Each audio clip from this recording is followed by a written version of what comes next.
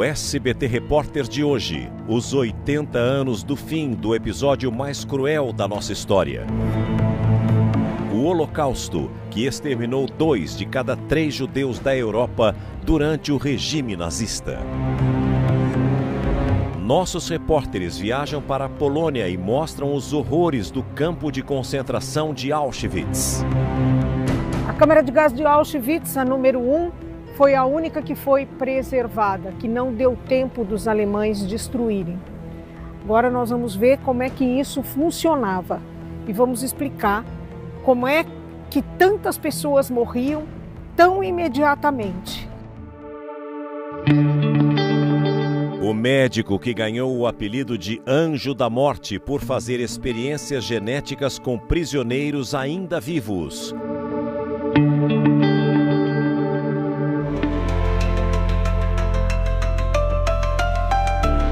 O comandante alemão executado no mesmo campo onde ordenou a morte de milhões de pessoas. E o empresário filiado ao Partido Nazista que abriu mão da fortuna para salvar mais de 1000 judeus. No local onde mais de 1 milhão de pessoas morreram, hoje funciona um museu que atrai turistas de todo o mundo. Todos esses beliches são daquela época. Eles têm 3 andares e em cada um dos andares dormiam no mínimo 3 prisioneiros.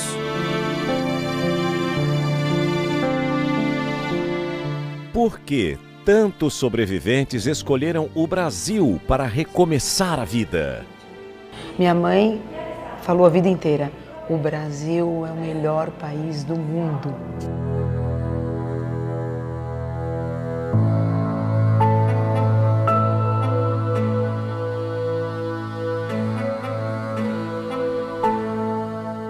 Histórias que viraram livros. Este senhor fugiu da morte e namorou com a filha de um oficial de Hitler. Ela enfrentou tudo isso para ser a minha amiga e depois a minha namorada. Este empresário nasceu dentro de um campo de concentração. Apesar de tudo que a sua família passou, o senhor conseguiu perdoar? Perdoar? Jamais. Mas as novas gerações da Alemanha não têm culpa o que fizeram os seus antepassados.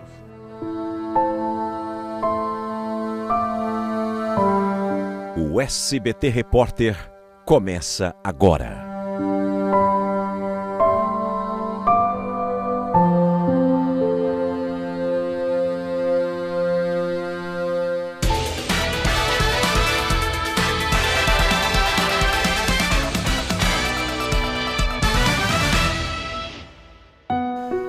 Boa noite.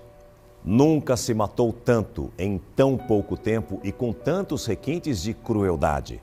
O genocídio de 6 milhões de judeus durante a Segunda Guerra Mundial foi o ápice de uma escalada de violência que começou com a ascensão de Adolf Hitler ao poder na Alemanha em 1933.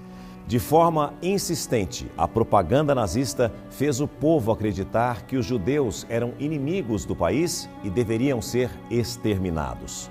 A partir daí, foram tirados de suas próprias casas com o pretexto de que eram impuros e precisavam viver isolados. O destino final, os temidos campos de concentração.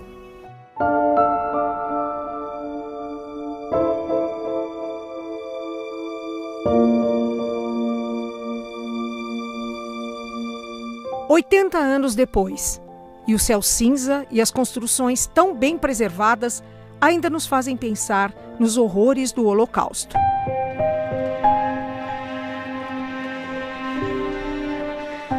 Estamos no sul da Polônia, a cerca de 60 quilômetros de Cracóvia.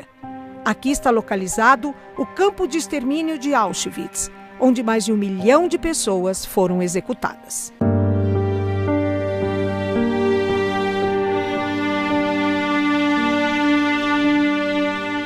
A frase que se lê aqui na entrada do campo é: o trabalho liberta.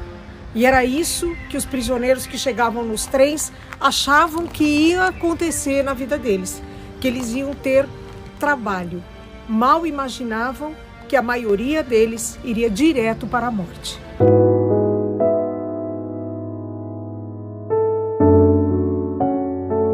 Para cá vieram, durante a guerra, 1.300.000 deportados de mais de 20 nacionalidades. 85% eram judeus. Mas também foram vítimas os ciganos, os homossexuais, pessoas com deficiência e outras minorias.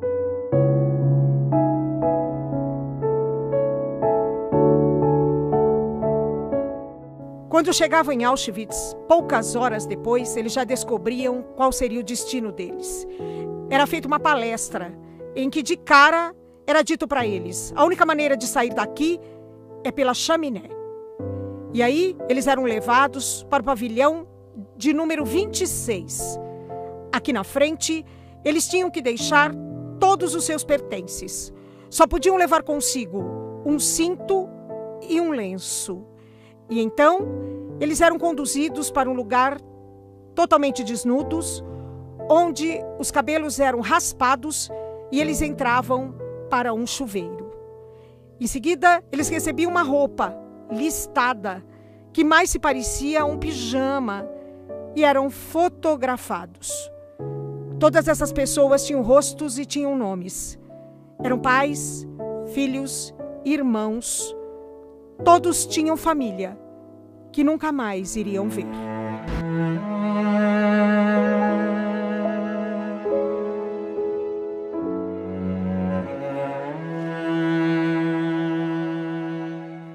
Pessoas que não tinham condições de exercer trabalhos forçados eram eliminadas. Em geral, mulheres, crianças e idosos. As malas podiam ter 25 quilos, justamente para que os judeus trouxessem o que tinham de melhor. Os nomes eram colocados nas bagagens, mas tudo era uma grande enganação. O que tinha de valor lá dentro era roubado, e as vítimas eram obrigadas a entregar até a roupa do corpo.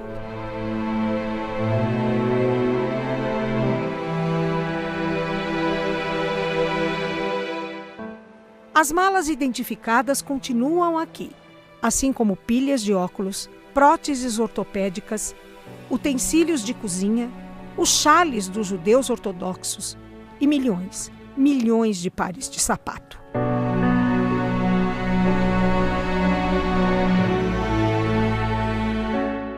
Os sapatinhos das crianças são os que mais arrancam lágrimas dos visitantes.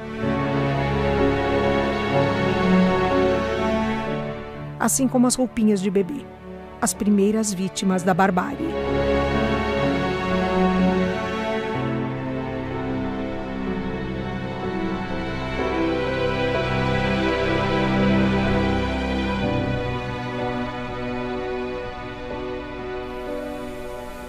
Aqui no museu em Auschwitz, não é possível ver as toneladas e toneladas de cabelos dos judeus que eram cortados.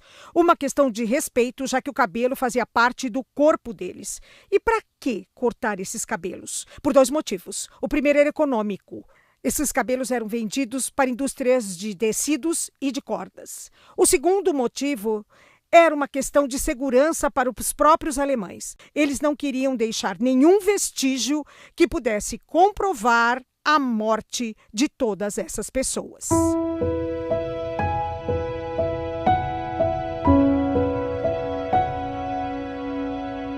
Quem sobrevivia também tinha um destino cruel.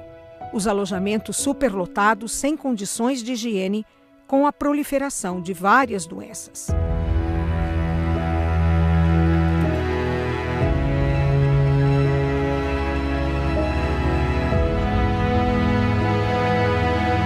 Esta é uma ala em Auschwitz totalmente original, onde somente grupos de estudo podem entrar.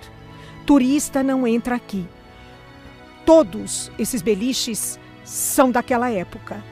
Eles têm 3 andares e em cada um dos andares dormiam no mínimo 3 prisioneiros. Para evitar rebeliões, um nazista era trazido para tomar conta dos blocos com direito à habitação privada. Ele tinha permissão para matar.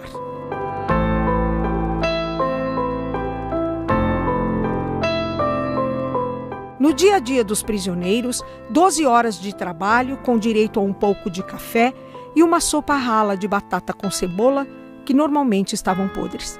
A maioria, é claro, não resistia. A média de tempo de vida? 3 meses. Este homem morreu aos 20 dias de exaustão. Apenas 400 mil prisioneiros foram registrados com uma tatuagem com número. Hoje, é possível ver alguns de seus rostos aqui em Auschwitz. Os outros morreram de forma anônima. Zvi e Sara são amigos. Em comum, a origem judaica e pais que viveram os horrores dos campos de concentração. A memória das histórias que ouviam quando eram pequenos segue viva.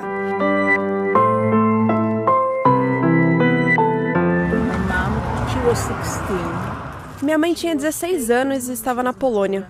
Ela foi pega um dia de manhã e levada para um campo de trabalho. Era para ela voltar à tarde da escola, mas nunca voltou. Depois da guerra, retornou à sua cidade natal e ninguém havia sobrevivido. Mais tarde ela conheceu meu pai na Polônia. Eles se casaram, tiveram meu irmão e quando ele tinha 3 anos, foram para Israel, onde eu nasci. Meu pai e ela eram sobreviventes do Holocausto. Meu pai esteve em Auschwitz. Ele tinha uma tatuagem no braço. Meu pai não foi afetado pelo Holocausto, mas minha mãe veio em 1932. Deixou mãe, pai, 8 irmãos, primos, tios. E ela foi a única que sobreviveu porque ela foi para Israel. Todos os outros foram exterminados em Treblinka, na Polônia.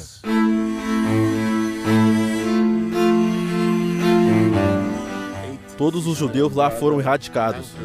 Eu tenho o nome do meu avô.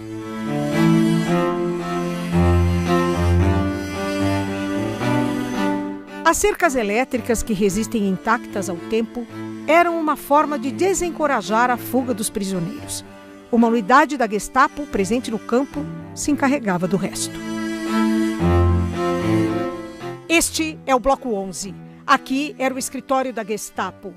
Era aqui que eles decidiam sobre a vida e a morte, geralmente a morte, de alguns prisioneiros. Muitas vezes eles eram torturados aqui.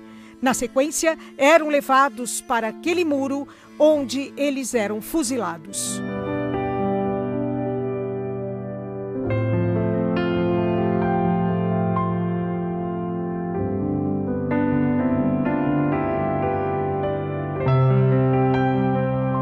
A partir de 1942, os campos de concentração se transformaram em máquinas de matar.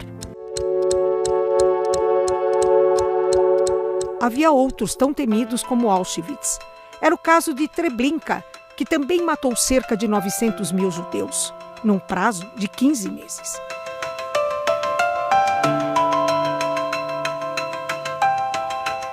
Havia ainda Dachau, no sul da Alemanha, o mais antigo de que se tem notícia. Mas Auschwitz matou muito em poucos meses. Um impiedoso carrasco nazista era quem ordenava as execuções.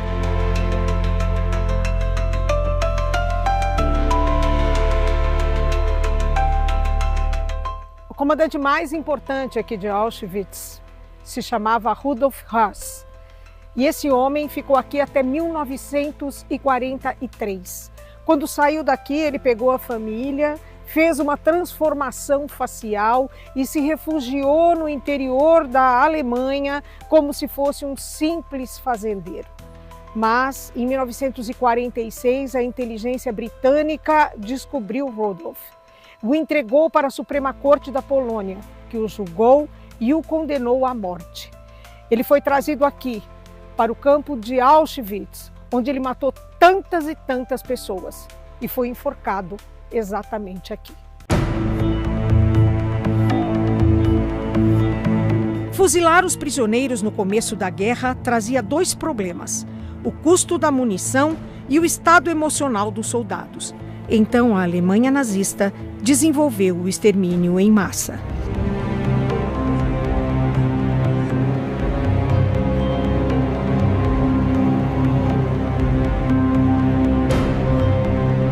Agora vocês vão conhecer o símbolo máximo do horror, que é a câmara de gás. A câmara de gás de Auschwitz, a número 1, foi a única que foi preservada, que não deu tempo dos alemães destruírem. Agora nós vamos ver como é que isso funcionava e vamos explicar como é que tantas pessoas morriam tão imediatamente. E eles levavam 2 dias para queimar cada grupo que tinha sido morto na câmara de gás. E eles acharam que era muito tempo. Foi por isso que eles resolveram construir um outro campo.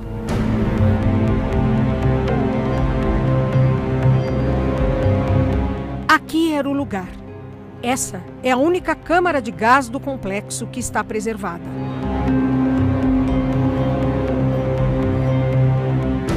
As pessoas eram incentivadas a tirar a roupa e entrar aqui com a desculpa de que tomariam um banho para encontrar seus parentes.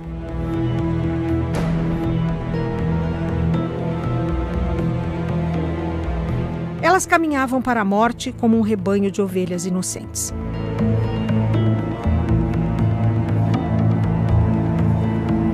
Quando o teto abria, não era a água que descia, mas sim um veneno chamado Zyklon B, que em contato com a atmosfera se tornava um gás letal. As marcas de unhas nas paredes são o último pedido de socorro. Em 20 minutos, tudo estava acabado. Esse é, sem dúvida, o momento mais difícil para os turistas, como nos revela esse guia brasileiro. A maioria do pessoal que eu acabo trazendo aqui para fazer o tour, ou mesmo as pessoas que eu converso depois, eles saem muito abatidos, com energia baixa, energia do próprio corpo, pelo ambiente, muitos deles refletindo sobre o que o ser humano é capaz de fazer.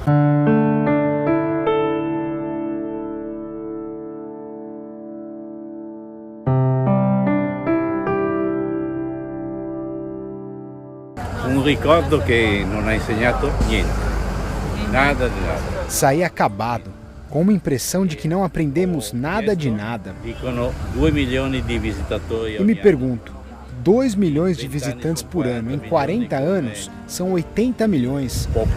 Uma população inteira, mas a história não mudou.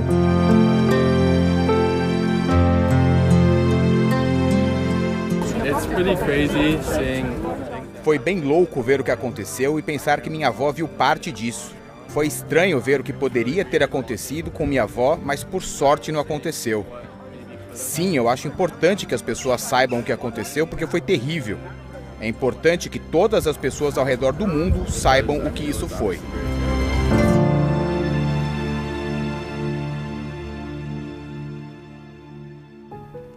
Em meio aos horrores do Holocausto, uma história de esperança e coragem ganhou até as telas do cinema. Quem foi o empresário, membro do Partido Nazista, que salvou mais de 1000 judeus da morte? Nossa repórter Madalena Bonfilioli visitou a fábrica de Oskar Schindler.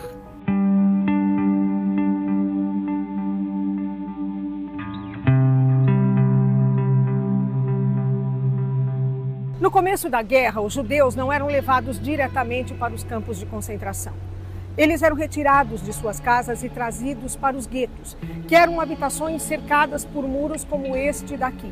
A desculpa dos alemães é que eles transmitiam doenças e precisavam ser segregados.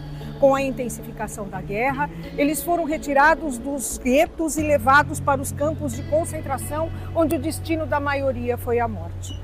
Mas um grupo de judeus que vivia neste gueto, aqui em Cracóvia, teve um destino diferente. Por causa de um industrial que tinha uma fábrica de panelas aqui no bairro judeu e que no começo da guerra era um espião nazista.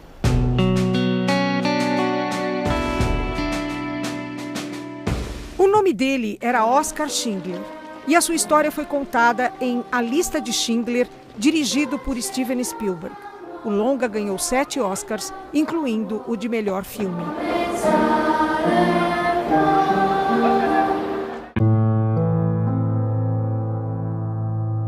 E agora nós vamos entrar para conhecer o que hoje é um museu.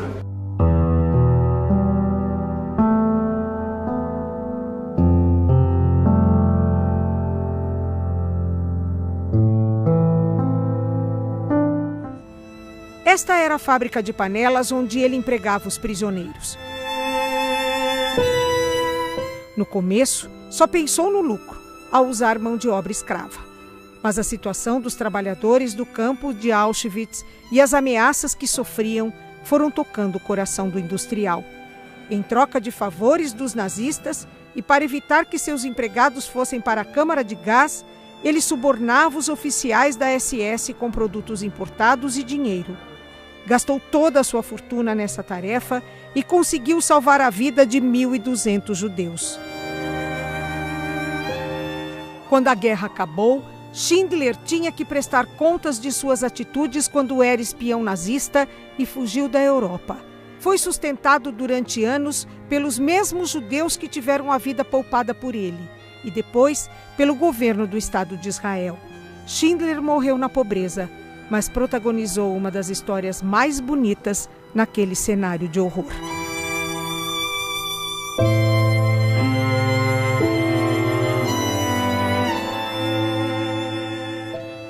Foi em 1942, quando os alemães decidiram pela solução final para a questão judaica, que ficou estabelecido que todos os judeus da Europa deveriam ser recolhidos, tirados dos guetos e levados para os campos de extermínio.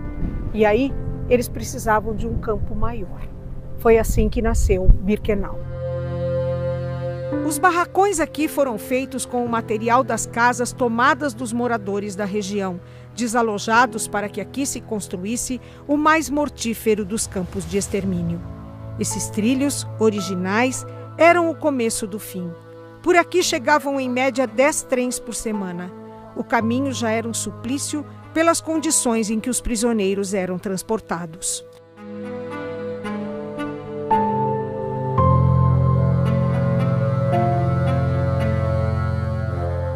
Era aqui que o trem parava e que era feita a seleção daqueles que estavam aptos para o trabalho e aqueles que não estavam. Geralmente mulheres, crianças e idosos iam diretamente para a câmara de gás. Os outros eram levados para o trabalho forçado. Aqui ficava também um médico que tinha interesse em pesquisas científicas. Os brasileiros conhecem bem, Josef Mengele.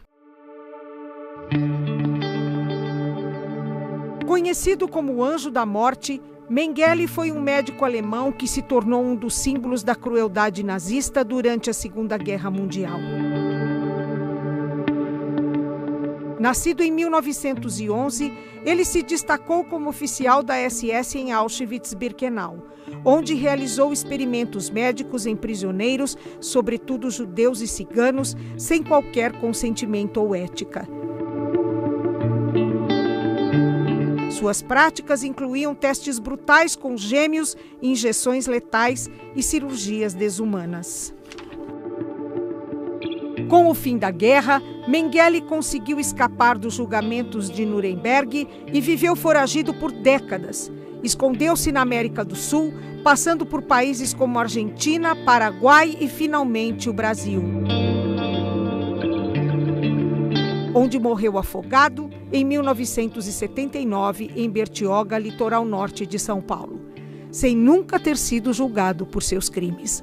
Até hoje, seu nome é lembrado como um dos mais sombrios do Holocausto.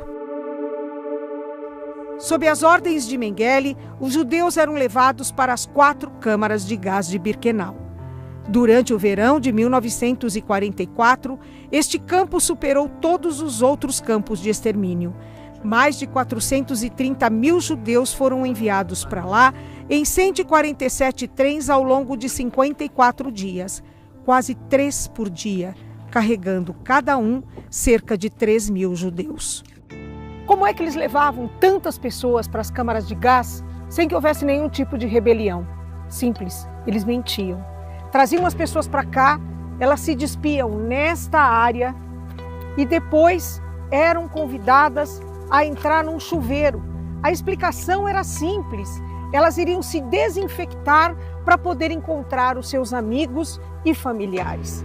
Só que o chuveiro não era chuveiro, era uma câmara de gás. E de lá elas eram levadas para o crematório.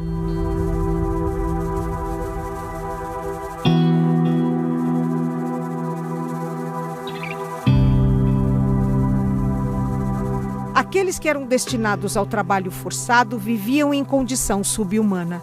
Os banheiros eram balcões com buracos um ao lado do outro, que só podiam ser usados por 30 segundos, porque havia uma fila de pessoas passando mal por causa das péssimas condições de higiene. O frio era impiedoso. E nos alojamentos, os prisioneiros se amontoavam nas camas, o que conseguia ser ainda pior do que a situação do primeiro campo de Auschwitz. Uma lição de humildade. É interessante pisar em um local com tanta história, embora seja uma história triste. Foi uma experiência muito rica ver os artefatos que eles tinham, a tinta conservada. Eles fizeram um bom trabalho aqui. É muito importante que as pessoas venham para cá e vivam esse momento. Nós estávamos conversando no caminho porque é importante. Pensando se eu fosse alguém que passou por isso, mesmo vendo os arredores, e pensando em alguém que tentou escapar, ou a experiência de alguém chegando de trem e tentando viver esse momento, apesar de quão terrível pareça. Já me disseram que Auschwitz não caiu do céu, então é para pensarmos como podemos evitar cenários como esse no futuro. Eu gostei que tinham os nomes das pessoas, porque dizer o nome deles, ver seus pertences, essas pessoas achavam que teriam um futuro. Lembrá-los é lembrar que eles não tiveram um futuro, para que nós não acabemos lá de novo. E isso está acontecendo ainda hoje. É a história se repetindo e precisamos lembrar dessas pessoas. Quando os alemães ficaram sabendo que o exército russo estava se aproximando, eles decidiram destruir todas as provas do genocídio, documentos e principalmente as câmaras de gás e os crematórios. Mas para isso, eles tinham que desaparecer também com os prisioneiros, 60 mil. Foi aí que começou a Marcha da Morte.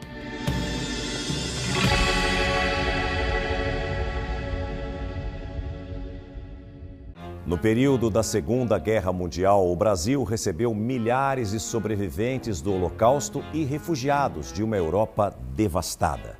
Cerca de 20 mil judeus de nações como Polônia, Alemanha, Áustria e Hungria desembarcaram por aqui. Um dos destinos mais procurados foi São Paulo, onde um memorial relembra os horrores dessa época.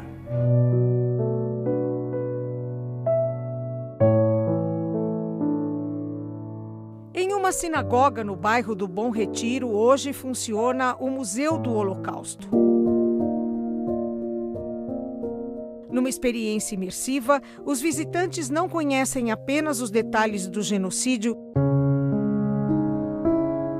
mas conseguem perceber o que um ser humano é capaz de fazer com o outro quando se deturpam os valores e as crenças.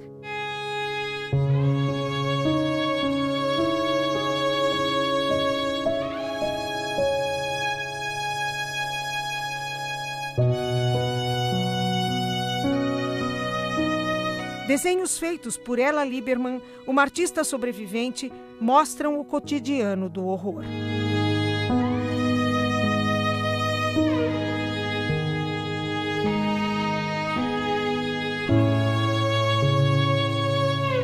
Os cabelos cortados, que em Auschwitz não é permitido mostrar, estão representados aqui.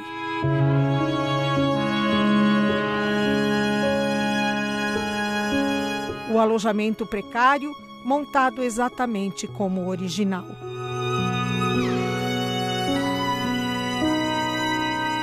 E até a reprodução das obras de arte que foram roubadas pelos nazistas e recuperadas depois da guerra.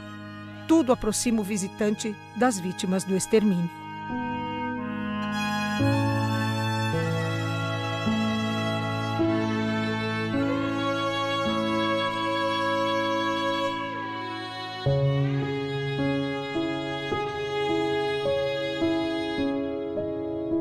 Sarita é coordenadora do memorial e mestre em estudos judaicos pela Universidade de São Paulo. Ela cresceu numa família que enfrentou de perto a brutalidade do regime nazista. O pai de Sarita sobreviveu aos horrores dos campos de concentração.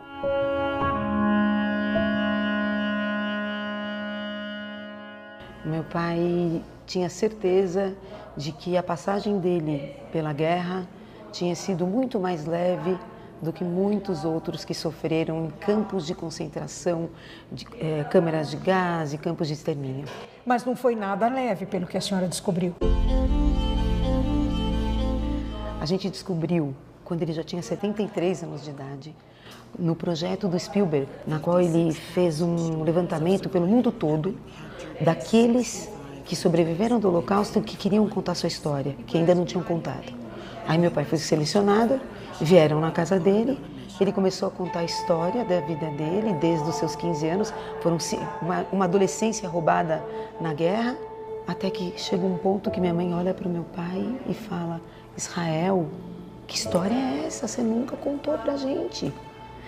Ele foi escravo junto com a família dele em diversos campos de trabalhos forçados.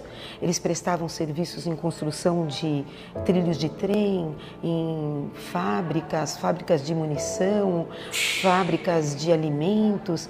Passavam fome, não recebiam nenhum salário, às vezes uma troca, uma comida, um sal. Ele falava que recebia sal, farinha, casca de batata. E aí sim a gente descobriu, 3 meses antes dele falecer, uma história completa da vida dele.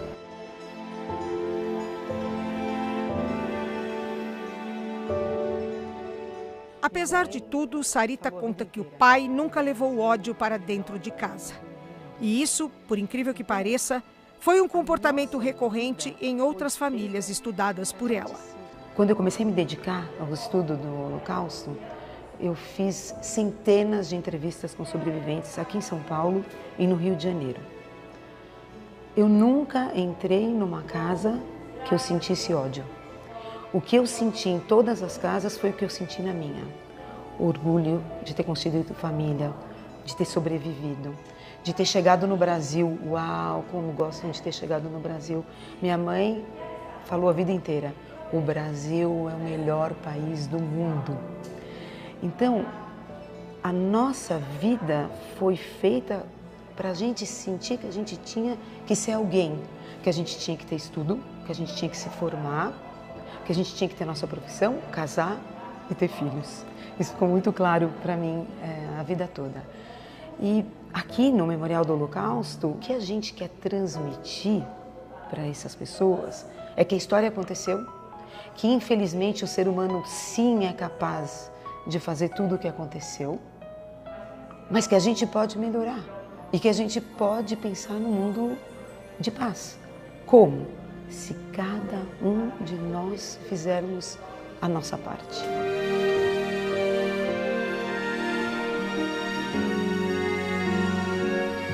O memorial mostra ainda como tudo começou. Nesta foto original está retratada a Noite dos Cristais, atentado nazista contra comércios e propriedades dos judeus. O episódio ficou conhecido por conta da quantidade de vitrines quebradas espalhadas nas ruas. O objetivo era empobrecer aqueles que eram prósperos. O ataque aconteceu 1 ano antes da guerra. Livros queimados também demonstram o ódio que os nazistas tinham por aqueles que consideravam uma raça impura e inferior. O memorial relembra ainda a história de Anne Frank, a adolescente judia que morreu num campo de extermínio e que escreveu um diário conhecido no mundo inteiro, onde contava como era o cotidiano dela e sua família enquanto se escondiam dos nazistas. Os preconceitos são vazios. Não tem um preconceito que tenha alguma teoria, algum conceito por trás. Não tem. E as vítimas são sempre inocentes. O preconceito contra os judeus, que é o chamado antissemitismo, ele leva todos os demais preconceitos. Porque a partir do princípio que você considera um grupo rebaixado, outros virão junto. As comunidades LGBTQIA+, os negros, as crianças, as mulheres. As mulheres.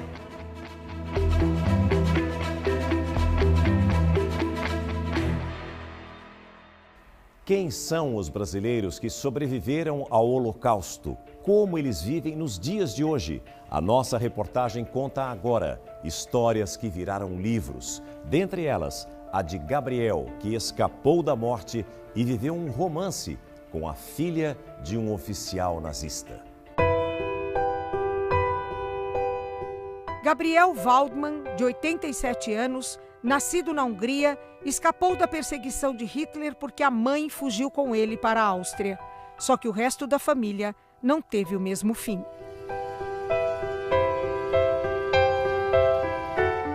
Quem o senhor perdeu? Eu perdi, ao lado da família do meu pai, todo mundo. Não sobrou ninguém, era uma família grande. Meus avós, eu tinha dois tios, uma tia, penca de priminhos. Todos, inclusive meu pai também, todos foram eliminados. Lá da minha mãe, algumas pessoas sobreviveram. Minha mãe sobreviveu, meu tio, lá da minha mãe, também sobreviveu, e mais algumas pessoas.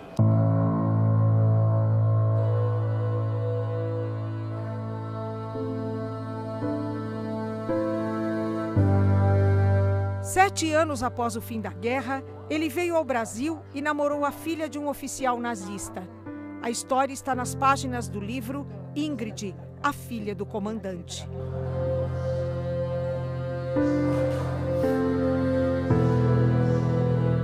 Na época de que namorou comigo, o preconceito e ódio racial contra os judeus, no caso específico, era ainda vivo, ainda vicejante. Porque os protagonistas estavam vivos, o pai dela estava vivo e outras pessoas também ligadas ao nazismo estavam vivos e atuantes, não mais como nazistas, mas como pessoas preconceituosas, né? E ela enfrentou tudo isso para ser a minha amiga e depois a minha namorada. Enfrentou tudo isso. Eu imagino quantas vezes ela deve ter ouvido recriminações sobre esse fato. E ela resistiu, resiliente, decidida, e só deixou de me namorar por um incidente específico muito grave. Os seus olhos azuis fizeram um milagre, né? Sim. Não sei o que fez o milagre, mas o fato é que nós namoramos e quase casei com ela. Por que o casamento não aconteceu? Bem, isso Gabriel preferiu não me contar.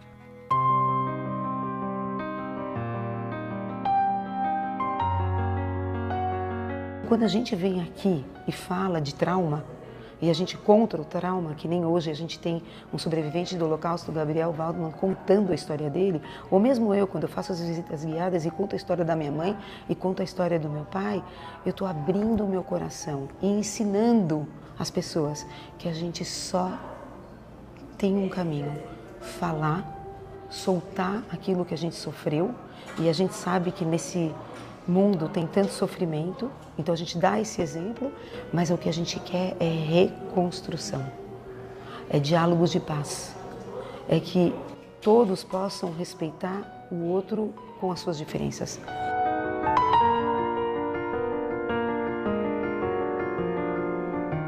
A vida surgindo no meio da morte. Naquelas máquinas de extermínio que eram os campos de concentração, também aconteceram histórias inacreditáveis. 7 mulheres grávidas conseguiram sobreviver e dar à luz num campo de concentração na Alemanha. Esses 7 bebês são os únicos de que se tem registro de sobrevivência em situações assim. E um deles, hoje com 80 anos, vive no Brasil. George Legman é mais do que um sobrevivente do Holocausto. Ele é símbolo de resistência e de esperança. A mãe grávida e a avó foram levadas a Auschwitz e de lá foram transferidas para um subcampo de Dachau, na Alemanha nazista. Foi lá que ele nasceu, no dia 8 de dezembro de 1944. A mãe fez trabalhos forçados durante toda a gestação, que ela conseguiu esconder quase até o final. George é um dos 7 bebês de que se tem notícia que nasceram e sobreviveram em campos de concentração. Ele tinha 4 meses quando foi libertado com a mãe pelas tropas aliadas. O senhor passou pelo pior momento da humanidade nos últimos anos. Nada pode ser pior do que um campo de concentração. Ainda assim, o senhor consegue ter esperança? Precisamos ter esperança, porque senão seria apocalipse. Isto quer dizer que tem que confiar no outro, tem que respeitar o outro, tem que aceitar as diferenças do outro, contanto que o outro entenda as minhas diferenças e aceite eu do jeito que eu sou. E perante o Ser Supremo, somos todos iguais, porque ninguém ainda voltou para dizer outras coisas. Na década de 1960, George veio para o Brasil, onde se transformou num próspero empresário. Mas sua principal missão é manter viva a memória do Holocausto, para que as atrocidades cometidas nunca se repitam. Importante sempre relembrar, porque se não relembrar, isso vai passar no esquecimento. E ainda até hoje existem dignatários de diversos países que negam a existência do Holocausto. Lembre-se sempre da democracia, lembre-se sempre do voto. A democracia é que nem uma flor. Se você não rega, a flor murcha. Se você não cuida da democracia, vai dar no que deu. Hitler foi eleito democraticamente, só que não cuidaram da democracia e ele deu golpe e deu no que deu. O patriarca desta família não sobreviveu a 1, mas a 4 campos de concentração. Está no Brasil desde 1955 e tem uma história incrível para contar, que já virou livro. Abraham Fligelman, de 96 anos, de origem polonesa, mora em São Paulo e hoje desfruta do carinho da esposa, dos filhos, dos netos e bisnetos. Sua história foi contada pela nora Ercília. Abraham cresceu em campos de concentração. Para salvar a vida do então menino de 12 anos, a mãe o jogou dentro de um caminhão de prisioneiros e implorou pela vida do filho a um oficial nazista. Quando cheguei lá, aí me deram um trabalho muito bom. E lá tinha polonesas que gostaram de mim, me deram do lado sempre comida e tal. Lá eu estive muito bem. Ele falava para mim, porque ele tem cenas muito marcantes, né, da vida dele, que ele sempre chora, e que quando ele me contou ele chorava. Então tinha uma cena que ele sempre me contava, que ele estava na frente ele ficou num campo de trabalho e que ele via toda noite 20, 30 jovens serem levados, porque era no muro do cemitério judaico. E toda noite ele via 20 a 30 jovens serem levados, descalços, nevando, ficavam enfileirados e eram mortos pelos nazistas. E ele ficava vendo isso e ele não podia fazer nada, aquela sensação de potência, ele chorava, ele punha a mão no ouvido e era toda noite, toda noite, toda noite. Então é um pesadelo isso, né?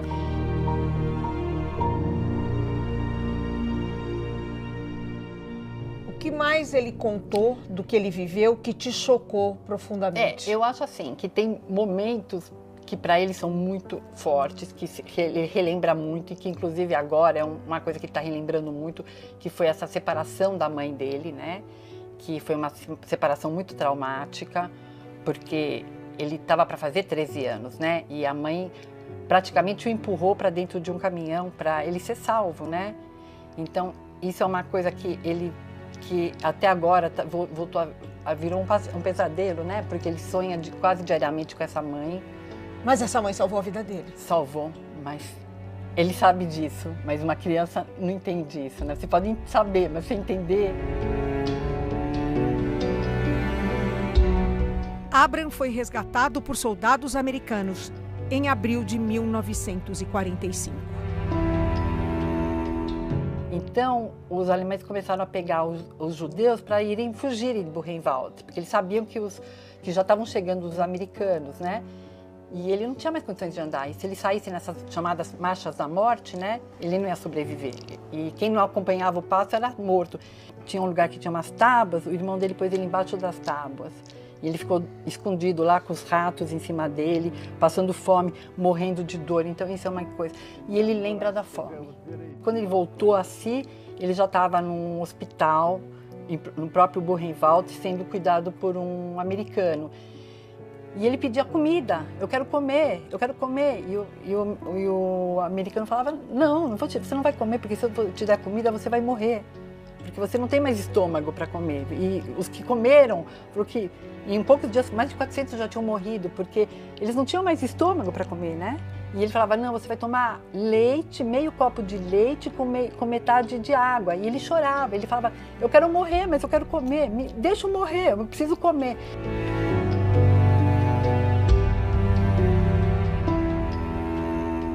A história desse senhor só foi descoberta graças a um projeto do cineasta Steven Spielberg, que após o sucesso de A Lista de Schindler, criou uma fundação dedicada a registrar e preservar os depoimentos de sobreviventes do Holocausto.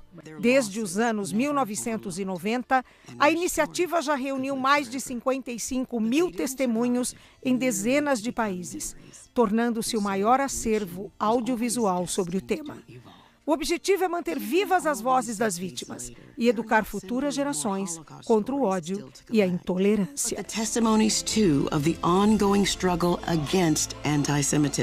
A senhora ficou quanto tempo casada com ele antes de saber de tudo isso?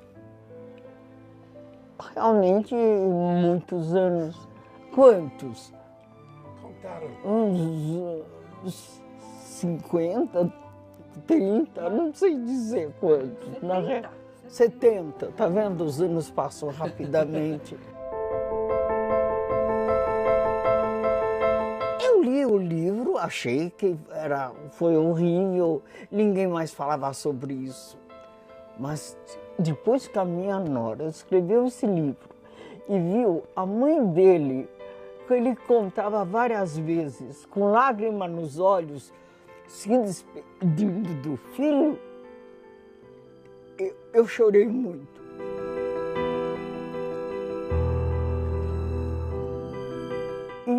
E ela escreveu com tanta realidade, com tanto sentimento, que toda vez que eu lia, eu queria saber os detalhes, para saber tudo isso, o que o meu marido sofreu e o nosso povo sofreu. E graças a Deus, de minha nora escreveu direitinho as coisas.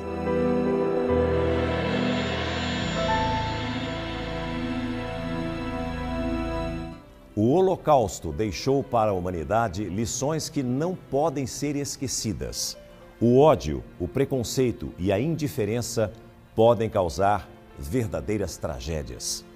A memória desse período nos lembra da importância de defender os direitos humanos, combater a intolerância e não permanecer em silêncio diante da injustiça.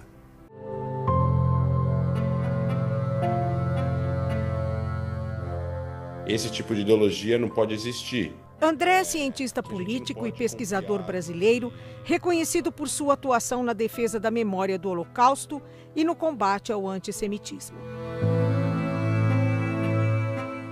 Com experiência em instituições internacionais, ele alerta para os riscos do extremismo e da intolerância, destacando a importância de aprender com o passado para construir um futuro mais justo e democrático. A humanidade é capaz de coisas terríveis, inclusive de se destruir, que a gente não pode confiar de que só porque a gente chegou numa era moderna e a era do conhecimento, conhecimento não significa sensatez ou inteligência, entre certo e errado. Na época dos nazistas, a Alemanha produzia muito conhecimento. Porém, ele era equivocado, racista, tenebroso, assassino, mas existia muito conhecimento na Alemanha. A Alemanha investiu recursos pesadíssimos, tanto dela como do dinheiro que entrou com o Plano Marshall para a recuperação da Europa pós-Segunda Guerra. A Alemanha investiu recursos imensos para desnazificar a Alemanha, para tirar essa ideologia de dentro da cabeça das pessoas, para mostrar o quanto isso era errado, para envergonhar as pessoas que eventualmente apoiaram isso. Em 27 de janeiro de 1945, o exército russo não tinha a menor ideia do que haveria por detrás desses muros.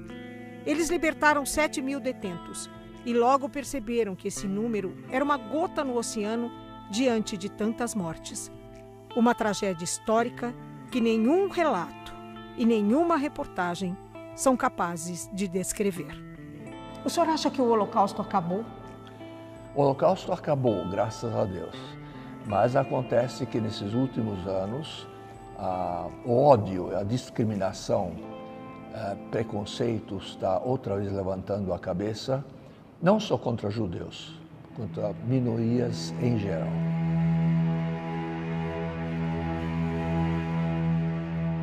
Apesar de tudo que a sua família passou, o senhor conseguiu perdoar? Perdoar? Jamais. Mas as novas gerações da Alemanha não têm culpa o que fizeram os seus antepassados.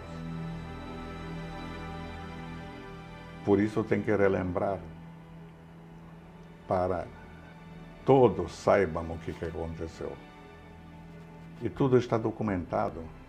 Ninguém está contando histórias para a criança dormir. Estamos falando de fatos reais. Tem que relembrar sempre e tem que mostrar para as novas gerações que existe um único caminho, o respeito e a paz, não tem outro.